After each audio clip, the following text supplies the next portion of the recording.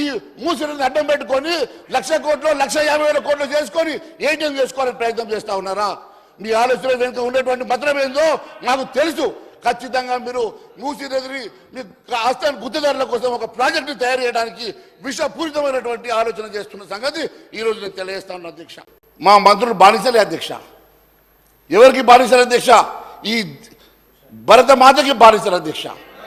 దేశ ప్రజలకు బానిసలు అధ్యక్ష.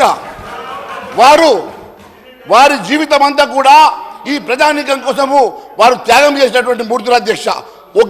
ఒకే మతాన్ని, ఒకే ధర్మాన్ని, ఒకే పార్టీని నమ్ముకొని వారి జీవితాంతం పనిచేస్తున్నటువంటి భరత మాత ముద్దు బిడ్డలు అధ్యక్ష. భరత మాతకు మాత్రమే వారు బానిసలు.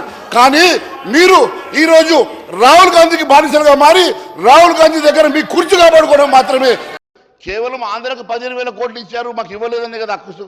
మరి ఆంధ్రకు 15,000 కోట్ల బదులు ఈరోజు ఒకవేళ నిజంగానే వారికి స్పెషల్ స్టేటస్ ఇచ్చి ఉంటే అధ్యక్ష, తెలంగాణ ఏడారైతుండే అధ్యక్ష. తెలంగాణ ప్రాంతంలో ఒక ఇండస్ట్రీ లేకుంటే మొత్తం ఇండస్ట్రీలంతా కూడా తరలిపోతుండే అధ్యక్ష. కేవలం తెలంగాణను రక్షించినట్టు మోడీ గారికి మీరు పాలాభిషేకం చేయాల్సింది పోయి ఈరోజు ఈ రకమైనటువంటి మీరు ఈ రకంగా చేయడం ఇది సమంజసం కాదు అధ్యక్ష. ఆరోపణలు చేయడం అనేది మంచి పరీక్ష. మూసీ నది కట ప్రక్షాళన కోసం 10,000 అడుగుతూ ఇవ్వలేదంటారు. అయ్యా, మీ మూసీ ప్రక్షాళనకు 10,000 కోట్లు కాదు, మీరు డిపిఆర్ ప్రాజెక్ట్ ఇచ్చారా? కనీసం ఆ స్పెసిఫిక్ నామ్స్లో మీరు అప్లై చేసి అడిగారా?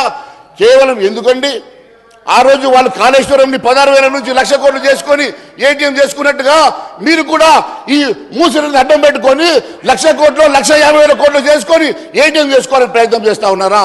మీ ఆలోచన వెనుక ఉండేటువంటి మంత్రం ఏందో మాకు తెలుసు.